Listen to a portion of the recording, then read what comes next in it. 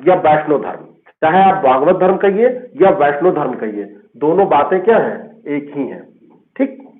भागवत धर्म का उद्भव जो हुआ वो मौर्योत्तर काल में होता है। कब होता है, मौर्योत्तर काल, है ना। अभी जब हम बात करेंगे हिस्ट्री का और जब चैप्टर आएगा तो मौर्य काल, मौर्योत्तर काल आएगा, तो मौर्योत्तर काल में भागवत धर्म का उदय होता है।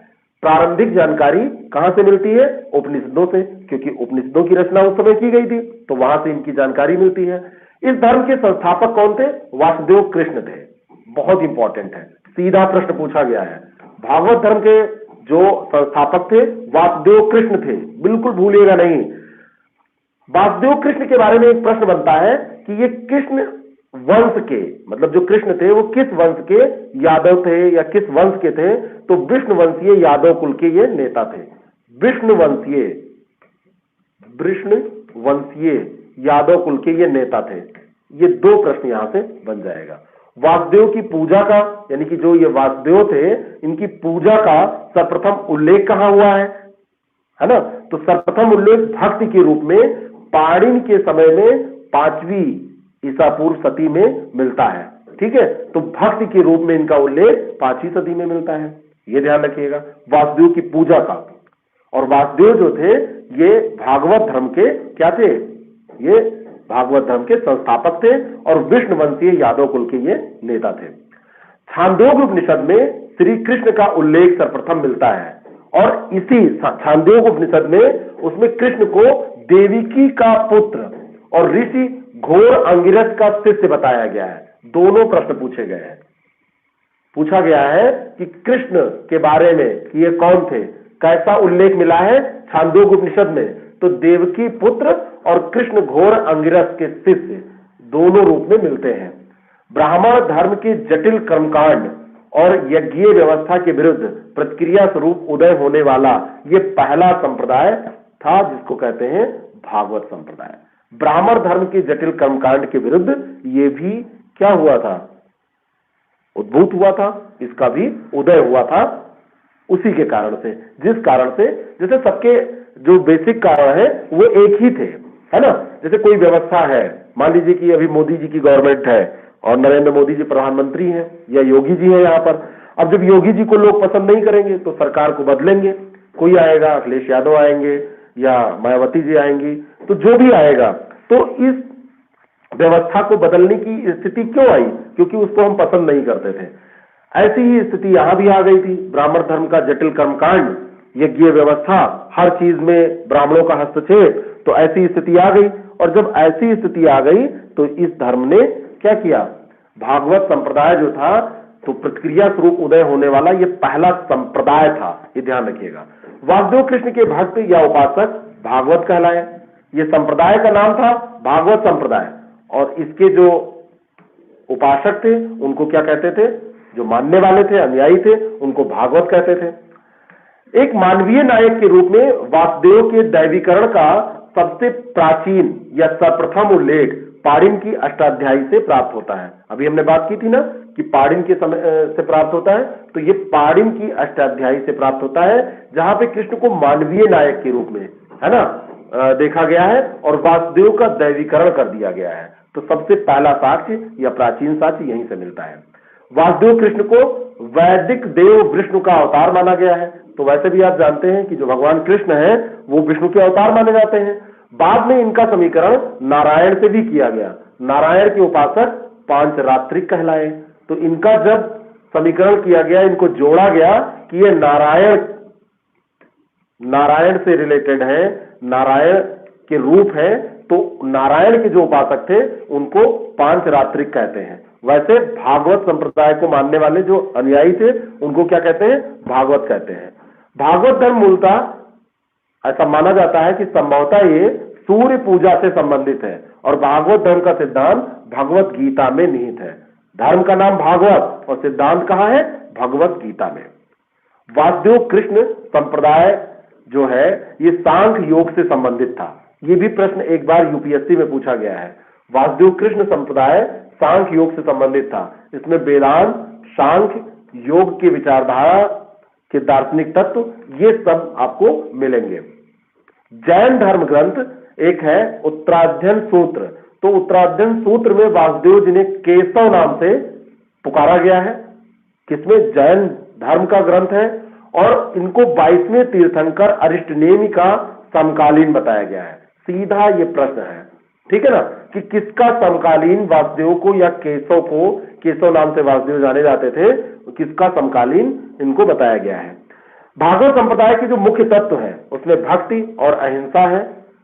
भागवत गीता में प्रतिपादित जो अवतार सिद्धांत है ये भागवत धर्म की महत्वपूर्ण विशेषता है, क्योंकि इसके जो सिद्धांत है वो कहां से आए हैं? भागवत गीता से। उसमें एक सिद्धांत है अवतार सिद्धांत, तो अवतार सिद्धांत भागवत धर्म की महत्वपूर्ण ये विशेषता है।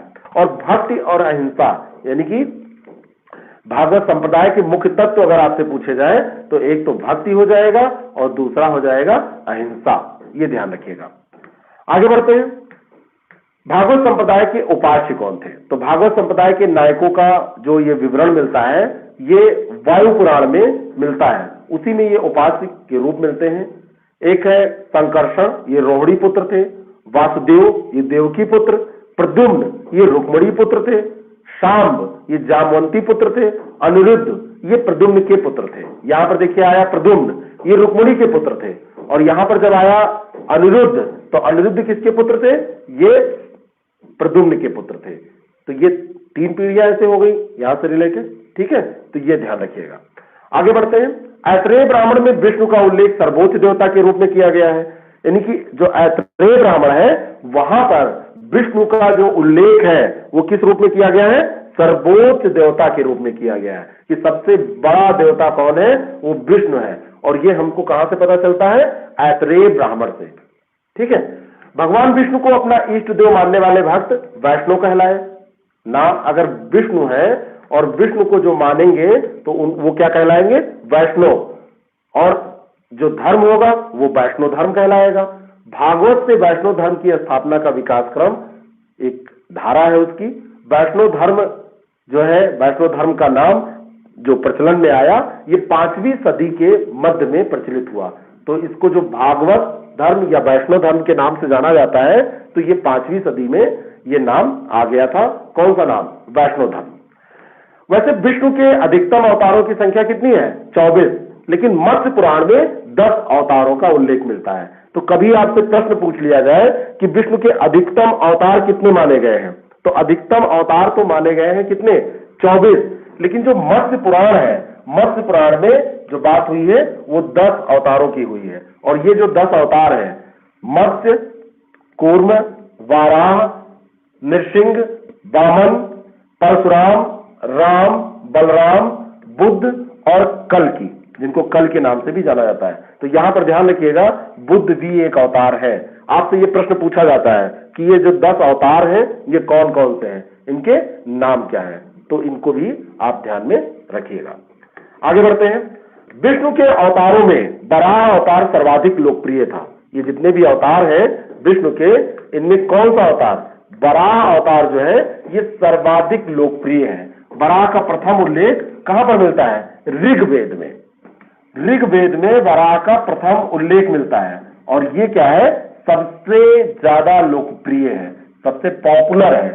नारायण, नृसिंह और वामन ये दैवीय अवतार माने जाते हैं, और बाकी जो शेष हैं 7, टोटल 10 हैं, इनमें से 3 नारायण, नृसिंह और वामन, ये 3 जो है ये कौन से हैं? दैवीय अवतार हैं। और बाकी जो 7 बचे ये मानवीय अवतार हैं। बुद्ध भी तो मानवीय अवतार ही है। अवतारवाद का सर्वप्रथम स्पष्ट उल्लेख कहां पर मिलता है? तो पहले भी अभी हमने चर्चा की थी कि अवतारवाद का सर्वप्रथम स्पष्ट उल्लेख मिलता है भगवत गीता में, और ये इसकी बहुत बड़ी विशेषता है ना, वैष्णव धर्म की, भागवत धर्म की।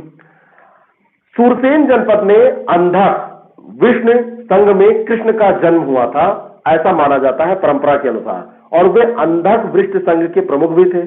कालांतर में 5 वृष्टि हुई है ना, 5 वृष्टि, नायक, संकर्षण, वासुदेव कृष्ण, प्रद्युम्न, सांब, अनिरुद्ध, इनकी भी पूजा की जाती थी। ये इतना इंपॉर्टेंट फैक्ट नहीं है। वासुदेव कृष्ण सहित 4 वृष्टि वीरों की पूजा की चतुर्व्यूह के रूप में कल्पना की गई है।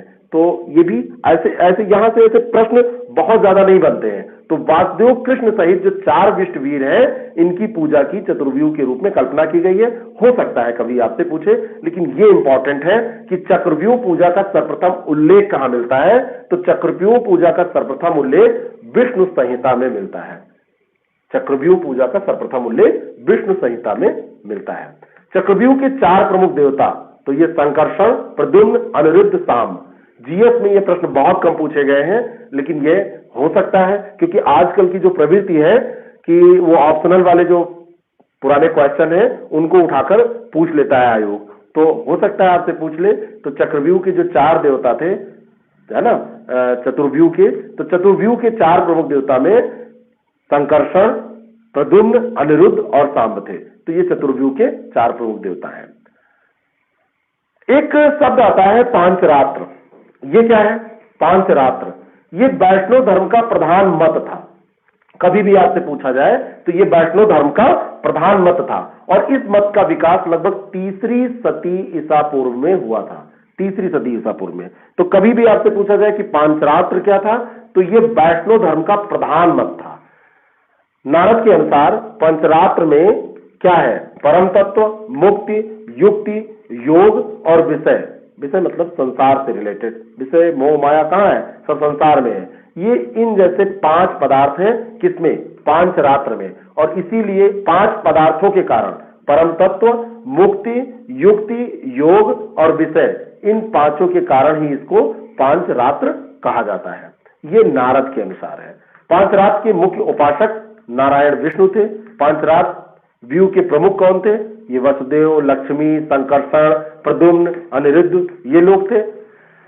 सांब सूर्य पूजा से ये संबंधित था। पांचरात्र व्यू में नहीं आते, जबकि ये चतुर्व्यूह में आते हैं। तो चतुर्व्यूह में तो ये आते हैं, लेकिन सांब जो है ये पांचरात्र व्यू में नहीं आते। प्रश्न बन सकता है ना, लेकिन बहुत मुश्किल है इतना कठिन प्रश्न बनाना। दक्षिण भारत में भागवत धर्म के उपासक अलवार कहे जाते हैं। इतनी बार ये प्रश्न पूछा गया है पीसीएस के लिए, तो इतना इंपॉर्टेंट ये प्रश्न है कि अलवार कौन थे। तो अलवार जो थे ये दक्षिण भारत में भागवत धर्म के क्या थे? उपासक थे। दक्षिण भारत में जिन्होंने भी इसकी भागवत धर्म की उपासना की, उनको क्या कहते हैं? अलवार कहते हैं। तो ये इंपॉर्टेंट प्रश्न है, बहुत ही इंपॉर्टेंट है अलवार। और एक शब्द और आता है, वो शब्द कौन सा है उसके बारे में भी हम चर्चा कर लेते हैं। वो शब्द कौन सा है? एक नैनार शब्द आता है ना, तो सोचते रहिए, अभी बताते हैं। दक्षिण भारत में भागवत धर्म के जो उपासक थे वो अलवार कहे जाते थे। अलवार अनुयायियों की विष्णु अथवा नारायण के प्रति अपूर्व निष्ठा या आस्था थी। इसको तो बिल्कुल मत भूलिएगा। निष्ठा आस्था किसके प्रति, ये तो आप भूल सकते हैं, लेकिन भागवत धर्म के उपासक दक्षिण भारत में क्या कहे जाते थे, ये बहुत ही ज्यादा इंपॉर्टेंट है। अगला जो है, वैष्णव धर्म का गढ़ दक्षिण में तमिल प्रदेश में था। 9वीं और 10वीं शताब्दी का अंतिम चरण अलवारों के धार्मिक पुनरुत्थान का उत्कर्ष काल था। इन भक्ति आंदोलन में तिरुमंगाई, पेरिये, अलवार, स्त्री संत, अंडाल तथा नामौलार के नाम विशेष रूप से उल्लेखनीय हैं, याद नहीं होंगे। नारायण का प्रथम उल्लेख सतपथ ब्राह्मण में मिलता है। ये बहुत ही ज्यादा इंपॉर्टेंट है कि नारायण का उल्लेख सबसे पहले कहां मिलता है, तो ये सतपथ ब्राह्मण में। मेगास्थनीज ने कृष्ण को क्या कहा है? हेराक्लीज कहा है। तो हेराक्लीज किसको कहा गया है? कृष्ण को। और किसने कहा है? ये मेगास्थनीज ने। तो मेगास्थनीज ने कृष्ण को क्या कहा है? हेराक्लीज कहा है। इंपॉर्टेंट है। वैष्णव धर्म के सिद्धांत एवं शाखाएं। वैष्णव धर्म के कौन कौन से सिद्धांत थे और क्या शाखाएं थी? ठीक है, चलिए। एक था वैष्णव संप्रदाय, तो इसमें विशिष्टता द्वैत आता है। विशिष्टता अद्वैत या विशिष्ट अद्वैत कहेंगे या विशिष्टता द्वैत कहेंगे। ये रामानुज का था, ठीक है ना। ये प्रतिपादक कौन थे? ये रामानुज थे। 12वीं शताब्दी की बात है, ठीक है। एक द्वैतवाद आता है, ये संप्रदाय का नाम ब्रह्म संप्रदाय है। माधव थे या आनंद तीर्थ भी इनको कहा जाता है, 13वीं शताब्दी में। बहुत ही इंपॉर्टेंट लिस्ट है। वैष्णव संप्रदाय, विशिष्ट अद्वैत रामानुज, ब्रह्म संप्रदाय द्वैतवाद ये माधव, है ना, ये आनंद तीर्थ, शुद्धाद्वैत ये विष्णु स्वामी या वल्लभाचार्य, वल्लभाचार्य से बहुत बार प्रश्न पूछा गया है, और संप्रदाय इनका पूछा जाए तो ये रुद्र संप्रदाय था। आप लोग इतना तो पढ़ते हैं इधर का, लेकिन ये नहीं पढ़ते हैं। प्रश्न यहां से भी यूपीपीएससी बना रहा है, ठीक है। तो शुद्धाद्वैत ये विष्णु स्वामी या वल्लभाचार्य, और रुद्र संप्रदाय 13वीं शताब्दी। सनक संप्रदाय यह द्वैताद्वैत, सनक संप्रदाय था, द्वैताद्वैत ये विचारधारा, और इसके प्रतिपादक निम्बार्क, और समय 13वीं शताब्दी। ये बहुत ही इंपॉर्टेंट है, बहुत ही ज्यादा इंपॉर्टेंट है ये, ठीक है। आगे बढ़ते हैं। प्रतिहार के शासक मिहिर भोज ने विष्णु को निर्गुण और सगुण दोनों रूप में स्वीकार करते हुए हसिकेश कहा है। तो ये हसिकेश किसने कहा था? ये मिहिर भोज था प्रतिहार शासक, इसने कहा, और इनको सगुण और निर्गुण दोनों रूप में इनको स्वीकार किया था। केरल का एक संत था, संत राजा कुलशेखर, ये विष्णु का भक्त था। एक बार ये प्रश्न पूछा गया है। वामन की उपासना प्रदेश के अलवारों में चिरकाल तक होती रही, और वे वाराह की भी उपासना करते थे, ठीक है। तो वामन की उपासना भी करते थे और वाराह की भी उपासना करते थे, इंपॉर्टेंट इतना नहीं है। तो इस तरीके से हमने यहां पर क्या देख लिया?